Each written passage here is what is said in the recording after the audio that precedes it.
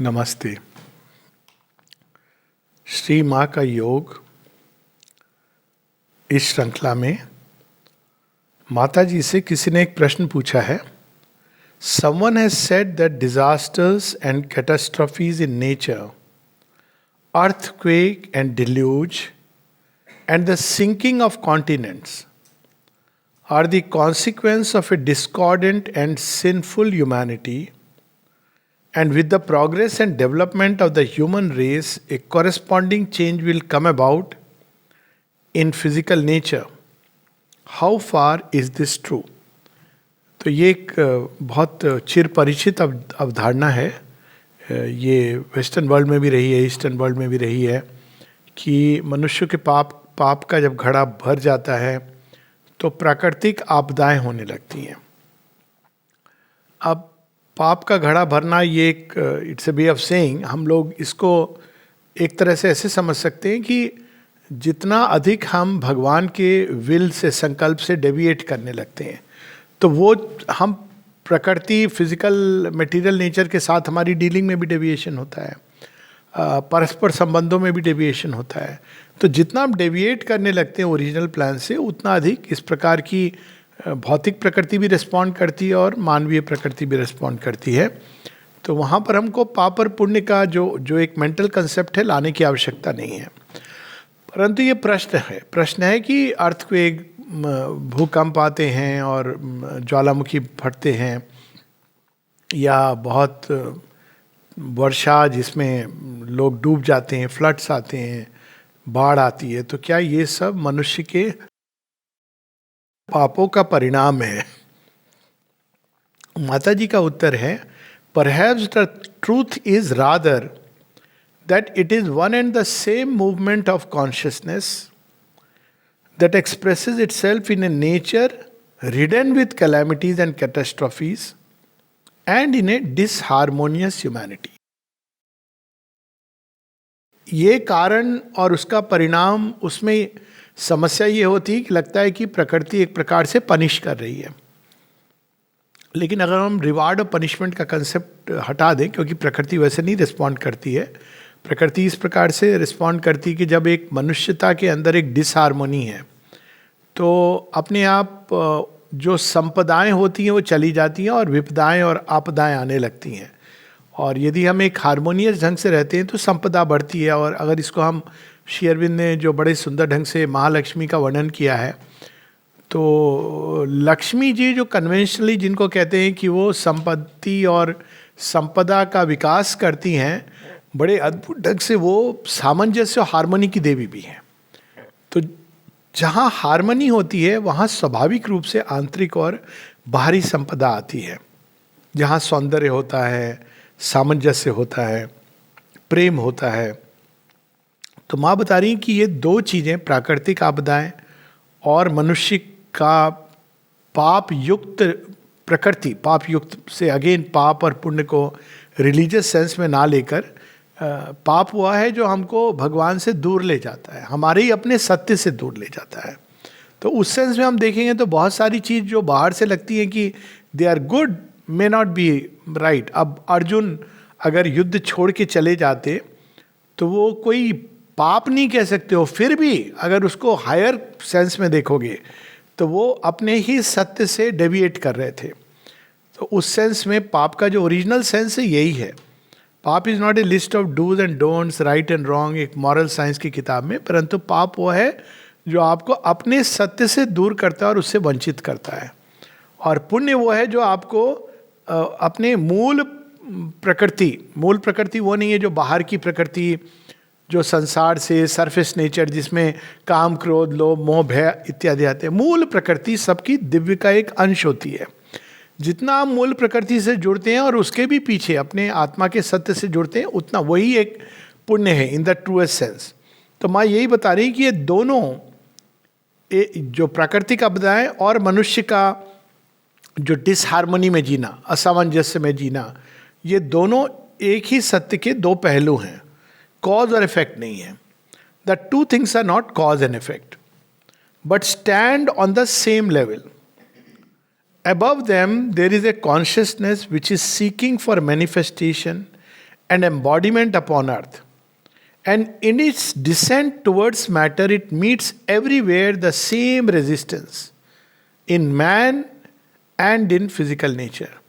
तो जब एक महत् सत्य उतरता है तो मनुष्य भी रेजिस्ट करता है और प्रकृति भी, बाहरी जड़ प्रकृति रेजिस्ट करती है. इसीलिए हम माता जी का जब मैसेज पढ़ते हैं 1958 का, तो वहाँ पे माता जी बताती हैं कैसे उन्होंने जड़ प्रकृति को तैयार किया कि तुम इसको रिसीव करो, नहीं तो प्रकृति में ना जाने कितनी कैटास्ट्रॉफीज होती है. क्योंकि अगर वो एक महत् सत्य के लिए तैयार नहीं है तो वही जो जिसको हम पढ़ते हैं डिल्यूज और ग्रेट फ्लड और प्रलय जिसमें सब कुछ डूब जाता है, तो प्रकृति मटेरियल नेचर को एक्सेप्ट करना ये आवश्यक है. वैसे ही जैसे मनुष्य को उसको स्वीकार करना है. Above them there is a consciousness which is seeking for manifestation and embodiment upon earth. Above whom material nature, जड़ प्रकृति एवं मनुष्य, दोनों के ऊपर, दोनों ही यंत्र हैं, उनके ऊपर एक ग्रेटर कॉन्शियसनेस है जो प्रेस कर रही है अपने आप को अभिव्यक्त करने के लिए. And in its descent towards matter it meets everywhere the same resistance in man and in physical nature. All the disorder and disharmony that we see upon earth is the result of this resistance. अब ये resistance अनेकों रूप ले लेता है, जिसका सब एक रूप होता है हिपोक्रेसी, एक रूप होता है फॉल्सहुड, जहाँ हम कहते कुछ हैं लेकिन करते कुछ और हैं. तो फिर क्या होता है, वो सत्य कई बार पीछे छिपे, अंदर जो छिपा है उसको अनावृत कर देता है. जैसा कि हम कई जगहों पे देखते हैं, कहीं युद्ध हो रहा है तो अब युद्ध में वो रेजिस्टेंस क्या है, एक झूठ है जिसको आपने बाहर बड़ा सुंदर सा एक वस्त्र पहनाया हुआ है. तो ये सत्य की जब डिसेंट होती है तो उसको अनावृत करता है, लेकिन अनावृत करने के मार्ग में ये रेजिस्टेंस आती है तो युद्ध होते हैं इत्यादि इत्यादि. इसका हम रिवर्स भी कह सकते हैं कि सच है कि जितना अधिक मनुष्य रिस्पॉन्ड करता है उतना अधिक मटेरियल नेचर रिस्पॉन्ड करती है उस सत्य को, उतना अधिक वो चीज़ों को बड़े व्यवस्थित ढंग से, बड़े सामंजस्यपूर्ण ढंग से उन चीज़ों को प्रकट करती है. अब इसको अगर हम थोड़ा सा पीछे जाएं काल के संदर्भ में, तो माता जी का एक विजन है जहाँ वो समुद्र की ओर देखती हैं और देखती हैं कि वहाँ पे वेल्थ है, और वो कहती हैं कि ये वेल्थ मुझे चाहिए काम के लिए. तो वहाँ एक बहुत बड़ा नाग बैठा हुआ है गार्ड करता हुआ, और माता जी को तो वो रास्ता दे देगा. कहता है मैं तो आपको तो रास्ता दे सकता हूँ लेकिन वो असुर मुझे मार डालेंगे. तो वो जो वेल्थ थी वो असुरों के हाथ में थी. अब देखो कैसे ये चक्र चलता है, कई मटेरियल घटनाएं होती हैं जिसको हम कैजुअली समझते हैं. तो आज से अगर 500, 600, 1000 साल पहले के जगत में जाओ, जब पूरी तरह वो असुर के ग्रिप में था, तो आप देखो किन देशों में प्रकृति मटेरियल नेचर इस तरह से कहीं ना कहीं से कोई ना कोई रूप से संपदा ला करके दे रही थी. मनुष्य के विचार को भी उसी तरह वो प्रभावित कर रही थी. एक बहुत बड़ा करेक्ट एग्जाम्पल है पेट्रोडॉलर, पेट्रोलियम जो एकदम नीचे से निकलता है और ऐसे देशों में निकला जिसके कारण उन्होंने कितना अधिक संसार को एक वेल्थ के ग्रिप से पकड़ा और कितना अधिक उसके कारण संसार का इक्वेशन बदला. तो वो ऐसा युग था जब मटेरियल नेचर रिस्पॉन्ड नहीं कर रहा था, और एक महत् ट्रुथ जो श्री कृष्ण के समय जो लास्ट अवतार एक तरह से कहा जाए तो धीरे धीरे क्षीण हो रहा था, या जीसस क्राइस्ट वो धीरे धीरे क्षीण हो रहा था. तो ऐसे समय पे वो संपदा असुरों के हाथ में थी, और जिसके कारण संसार में असुर राज्यों का उदय हुआ. और अब देखो ये भी बड़ी इंटरेस्टिंग चीज है कि अब चूंकि एक बेहतर सत्य निकल रहा है, तो वो जो संपदा थी और उससे होने वाली घटनाएं थी, क्रियाएं थी, वो अपने आप कम हो रही हैं.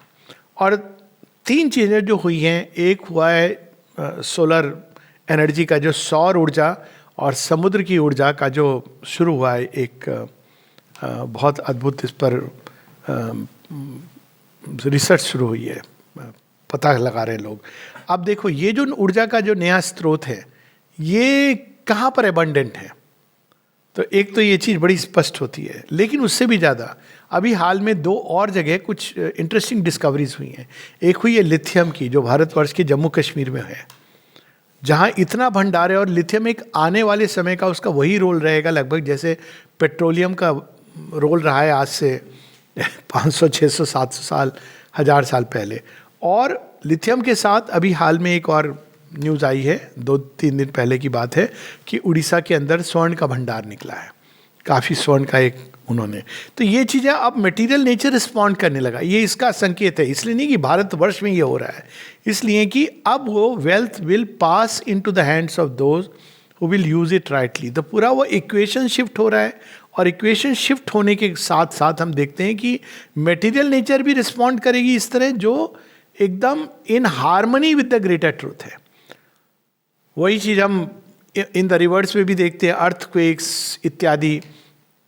तो माता जी यहाँ बता रही हैं कि ये पाप पुण्य का प्रश्न नहीं है, प्रश्न ये है कि डिवाइन विल के प्रति हमारा रेजिस्टेंस कैसा है और कितना है। और जिन राज्यों ने भी, केवल राष्ट्र नहीं, राज्यों ने, आप अभी एक एग्जाम्पल हम लोग ले लें कि पंजाब में आप देखो पिछले 20 वर्षों में या 30 वर्षों में इतना रैपिड डाउनहिल हुआ है। एक ऐसा राज्य जो अति समृद्ध राज्य था, वहाँ क्या हो गया, यहाँ तक कि वो जो लैंड है वो उर्वर होना बंद हो गई है। और लोग इसके लिए कहते हैं कि केमिकल फर्टिलाइजर, अब केमिकल फर्टिलाइजर तो बहुत जगह पर उपयोग होते हैं, वहाँ ड्रग्स की प्रॉब्लम, क्योंकि उन्होंने एकदम डेविएंट मार्ग लिया। और किससे डेविएट किया उन्होंने? अपने ही गुरुओं के पद से डेविएट किया। कैसे डेविएट किया? इमिटेट करके। गुरुओं ने एक अंदर का रास्ता दिखाया सारे। अगर आप सिख परंपरा को देखो, सिख तो बाद में गुरु नानक से लेके गुरु गोविंद सिंह तक, तो उन्होंने एक इनर वॉरियर जो अपने अंदर के सत्य को जानता है, इट्स ए वंडरफुल पाथ। एकदम जैसे वैदिक ऋषि, उपनिषद के ऋषि अंदर में सत्य को पाओ, परिचित हो, लेकिन वो उससे डेविएट हुए।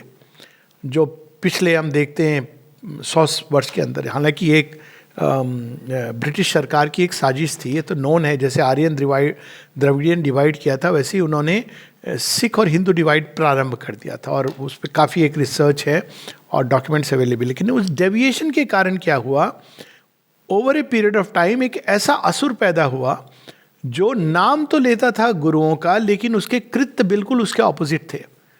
और उसने, इतने लोग उसके शिकंजे में आए, चपेट में आए, यूथ बिल्कुल एक अलग दिशा में चले गए। उसके परिणाम हुए, परिणामों के परिणाम हुए। और आज के समय में वो भूमि जो अंदर से भी उर्वर थी और बाहर से भी उर्वर थी, दोनों चीज को त्याग रही है। तो यहाँ पे अब उसका मार्ग क्या है? To go back to the original truth जो इंसान के अंदर है। और ये सब जगहों की ये बात है, केवल एक जगह की बात नहीं है, कि जहाँ जहाँ हम डेविएट करेंगे इस ट्रूथ से, अब क्योंकि अब सुपरमेंटल ट्रूथ एक्टिवेटेड है, ये 1929 का टॉक है, तब माता जी ये नहीं बता रही हैं कि सुपरमेंटल ट्रूथ एक्टिवेटेड है, ये उस समय की है जब संसार के ऊपर फॉल्सहुड का राज्य है। और इसलिए माँ कह रही हैं कि वो कैटास्ट्रॉफी, फैमिन्स हुए, उसके बाद कितना कुछ हुआ, लेकिन अब ये होगा कि जो कुछ भी अलाइन नहीं होगा वो डिस्ट्रॉय होगा। इसीलिए माता जी ने मैसेज दिया था, man, countries, continents, the choice is imperative, truth और the abyss. Calamity and catastrophe, conflict and violence, obscurity and ignorance, all ills come from the same source. Man is not the cause of external nature, nor external nature the cause of man. तो इनको एक दूसरे से ऐसे नहीं जोड़ना चाहिए कि उसने पाप किया तो मटेरियल नेचर दंड दे रही है। पहली बात तो है मटेरियल नेचर को के पास उतना सामर्थ्य नहीं है दंड देने का, लेकिन वो रिस्पॉन्ड करती है इस तरह से। भगवान नहीं चाहते कि डिसहार्मोनी हो, वो चाहते हैं सब जगह समृद्धि हो। But both depend on the same one thing that is behind them and greater, and both are part of a perpetual and progressive movement of the material world to express it. भौतिक प्रकृति और मनुष्य की प्रकृति दोनों को ही respond करना है उस ग्रेटर ट्रूथ को जो डिसेंड कर रहा है। और इसीलिए भारतवर्ष में एक बड़ी पुरानी चिर प्रचलित कहावत है, और यही जो बात अभी खालिस्तानी मूवमेंट की हो रही थी उसकी बात मैं कर रहा था, कि चूंकि उस राज्य ने अपने ही गुरुओं के विरुद्ध चले गए, और विरुद्ध भी कैसे गए, इमिटेट करके, जो बहुत ही डेंजरस है। तो वहाँ पे आप देखें कि एवरीबडी नोज नाउ कि उस वहाँ जो हर तरह से संपदा चली गई है, और एक प्रकार से वो राज्य इतना क्षीण हो गया, इतना वीक हो गया है, क्योंकि उसने उससे अपने आप को विमुख कर लिया। तो भारतवर्ष में ये सत्य को जाना जाता था, और प्रजा में कोई गड़बड़ होती थी, कोई अव्यवस्था होती थी, तो लोग राजा से कहते थे कि राजा का जो स्थिति है, राजा की जो अवस्था है, राजा कैसा है, उसके अनुसार प्रजा के अंदर जो घटनाएं होंगी, जो आपदाएं होंगी, ये राजा के ऊपर डिपेंड करती थी। केवल इसलिए नहीं कि वो कैसा गवर्न करेगा, किंतु उस समय वो जो प्रजा थी और मनुष्य था, जो राजा था, वो सब ओपन होते थे टुवर्ड्स ए ग्रेटर ट्रुथ। तो ये इस प्रकार की बात कही गई थी। तो एक बड़ी सुंदर इस पर दोहा भी है तुलसीदास जी का, दैहिक दैविक भौतिक तापा, राम राज काहू नहीं व्यापा। तो वो राम राज की पहचान थी कि जो व्यक्ति थे, समूह था, वो ओपन था टुवर्ड्स द ग्रेटर ट्रूथ, जिसको राम रिप्रेजेंट करते थे। वो राजा भी ऐसा था, ऐसे थे, और प्रजा भी ऐसी थी। इसलिए वहां पर दैहिक दैविक भौतिक ये आपदाएं नहीं होती थी। अब माँ हल बता रही हैं, समस्या ये है, now if there is awakened somewhere upon earth a receptivity and openness sufficient to bring down in its purity something of the divine consciousness, this descent and manifestation in matter can change not only the inner life but the material conditions.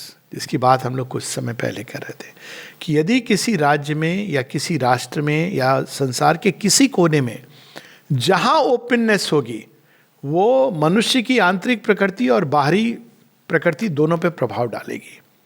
अब इसीलिए उन्होंने श्री अरविंद आश्रम जब create किया था, तो माँ कहती है द्वितीय विश्व युद्ध के समय जो कंडीशन है वर्ल्ड की बहुत अच्छी नहीं है। 54 की ये राइटिंग है, तो ये अगेन सुप्रामेंटल मैनिफेस्टेशन के पहले की बात है। लेकिन हमारे पास एक अवसर है to conquer space and time and make such a concentration of forces, और यही हल है। जैसे अभी पंजाब की प्रॉब्लम हो रही है, यही हल है कि यदि लोग वापस मुड़े towards the true teaching and discard. अब एक और इमिटेशन वाला असुर पैदा हो गया है, अमृतपाल। वो मतलब completely an imitation. One can see कि एक असुर है जो गुरबाणी को एकदम फॉल्सिफाई कर रहा है।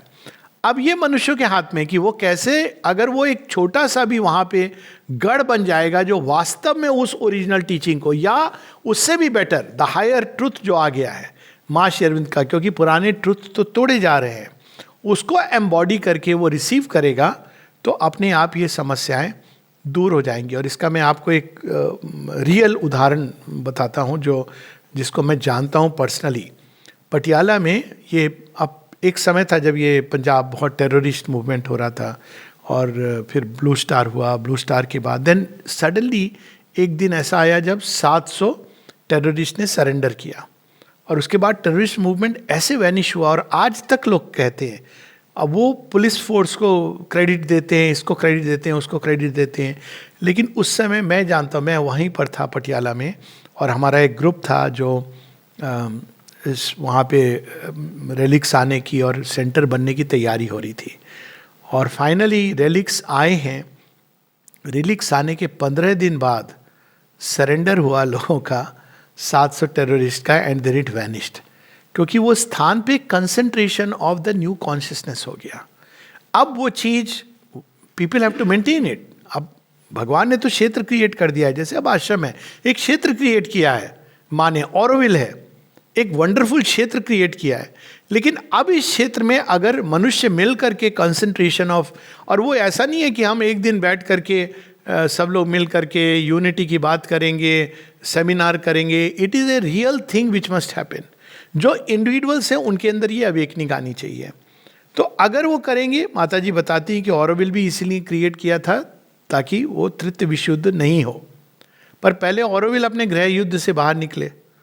तो ये तभी संभव है जब वो मनुष्य जो वहाँ पर हैं वो इस महत्व को जानेंगे, इसके महत्व को, कि हमारा क्या योगदान हो सकता है, ना केवल अपने व्यक्तिगत योग में किंतु सामूहिक योग में और विश्व के योग में।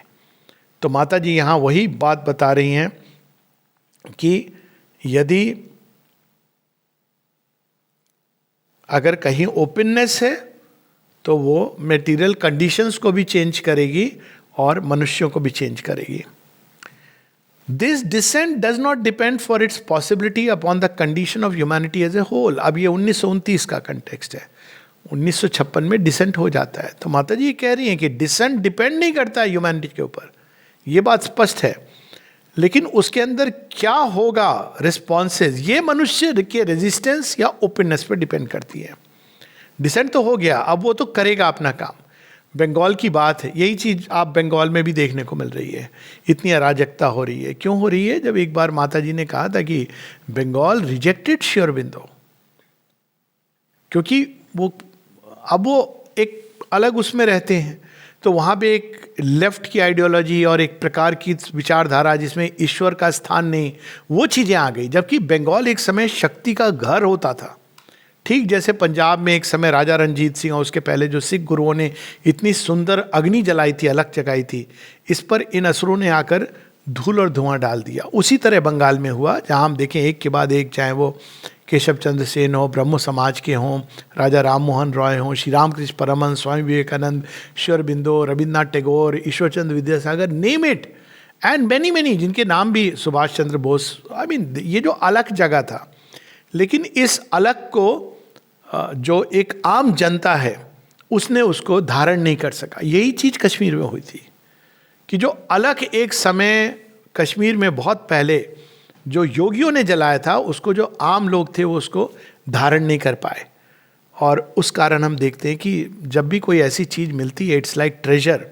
आप जा रहे हो घर से कहीं पर विदेश और आपकी पेरेंट्स आपको एक बड़ा सुंदर सा हीरा दे दें, बड़ा सा जो बेशकीमती है, कहें बेटा आपका जाने का, वहाँ पे जब ज़रूरत हो तो हीरे को तुम बेच करके ले सकते हो। अब आपको तो बड़ा मज़ा आ गया, आप हीरे को रोज़ देख रहे हो, पॉकेट में रख के घूम रहे हो, एक दिन कोई ले जाएगा। तो वो एक बहुत बड़ी एक जिम्मेदारी होती है जो आज ऑरोविल आश्रम और इनफैक्ट उन सब केंद्रों की है जहाँ पे माँ श्री अरविंद का अलग जल रहा है। People don't realise it. वो अभी भी वही इंटेलेक्चुअल लेवल पर रह रहे हैं, चाहे वो अमेरिका में हो, यूरोप में हो। It's a ट्रेमेंडस gift and A ट्रेमेंडस responsibility. तो यहाँ माँ यही बता रही हैं, लेकिन ये तब की बात है जब वो गिफ्ट मनुष्य को नहीं मिला था। लेकिन वहाँ तभी उन्होंने कह दिया था, if you had to wait for the mass of humanity to reach a state of harmony, unity and aspiration strong enough to bring down the light and change the material conditions and the movement of nature, there would be little hope. कहती मैं इसकी प्रतीक्षा नहीं कर रही हूँ कि मनुष्य सब एक होके जुड़ करके हारमोनियसली एस्पायर करेंगे। बेस्ट है अगर ऐसा हो, किंतु कहती है मैं उसकी प्रतीक्षा नहीं कर रही हूँ। But there is a possibility, अब यहाँ पे हम सबका कर्तव्य आता है, but there is a possibility that an individual और ए स्मॉल ग्रुप और लिमिटेड नंबर में अचीव द डिसेंट। कि एक छोटा सा ग्रुप हो सकता है कि उनके अंदर एक इस तरह की भाव जग जाए, और यही पर्पस था कलेक्टिव मेडिटेशन जो यहाँ शुरू किए गए थे, एक कलेक्टिविटी बनाने का, यही पर्पस ऑरोविल का था या है। और फिर वो कह रही है इट इज़ नॉट क्वांटिटी और एक्सटेंशन दैट मैटर्स। ये जरूरी नहीं है एक एक व्यक्ति जो भगवान की तरफ खुला होता है वो कई लाख एवरेज मनुष्य के बराबर होता है। इसी चीज़ को फॉर इंस्टेंस सिख ग्रंथों में यूँ कहा गया कि एक एक सिख 1.25 लाख का होता है, लेकिन Sikh has nothing to do with pagdi. Sikh has to do with shishya, the true disciple. वो पगड़ी लगा के आप हजारों इकट्ठे कर लो, it doesn't matter. It that strength has faded and it is fading, one can see that. क्योंकि अब वो आप रियल चीज को धारण नहीं कर रहे हो, केवल सिर के ऊपर आपने एक वस्त्र आवरण पहन लिया है। तो यहाँ पर माँ बता रही है one drop of the divine consciousness entering into the consciousness of the earth could change everything here. तो हम लोगों का क्या काम है, वो सत्य जो अब तो उतर गया है, मैनिफेस्ट कर रहा है, उसको धारण करें सिंसेरिटी के द्वारा, स्ट्रेंथ के द्वारा, हीरोइज्म के द्वारा, ईगो को हटा करके, कामनाओं को हटा करके, एम्बिशंस को हटा करके हम उस सत्य को धारण करें। और जितना हम इंडिविजुअली या कलेक्टिवली धारण करेंगे उतना अधिक हम इस संसार को और मनुष्यता को, राष्ट्र को, राज्यों के हर जगह पर उसको हेल्प हो जाए, क्योंकि वो विकीर्ण होगा वहाँ से। It is the mystery of the contact and fusion of the higher and the lower planes of consciousness that is the great secret. अब वो हमको ग्रेट सीक्रेट दे रही, क्योंकि वो नया जो युग है प्रारंभ हो गया है, वो अति मानसिक सत्य उतर गया है, लेकिन कॉन्टैक्ट पॉइंट्स चाहिए। जैसे आप सोलर, तो सूर्य की ऊर्जा तो सदैव थी, लेकिन यदि आपके पास पैनल्स नहीं है, कॉन्टैक्ट पॉइंट्स नहीं है जिससे वो ऊर्जा धारण करके, तो विकीर्ण कैसे होगी? वो लॉस्ट हो जा रही थी। अभी भी प्रयास यही है कि जो पैनल्स ऐसे बने जो लॉस नहीं होने दें, वेस्टेज नहीं हो। लेकिन वो ऊर्जा तो हमेशा थी, जैसे इलेक्ट्रिकल एनर्जी, ये सब तो हमेशा उपलब्ध थी, लेकिन कॉन्टैक्ट पॉइंट्स चाहिए। तो यहाँ माँ बता रही हैं कि वे इंडिविजुअल जो कॉन्टैक्ट पॉइंट बन सकें इस प्रचंड सत्य की चेतना को धारण करने के लिए, वही इस संसार में वास्तव में बदलाव का एक प्रकार से, बदलाव तो आएगा ही आएगा, लेकिन मिनिमम कैटास्ट्रॉफी और कैलेमिटी के द्वारा वो बदलाव ला सकेंगे। यहां माता जी फिर कह रही हैं, that is the great secret, the hidden की।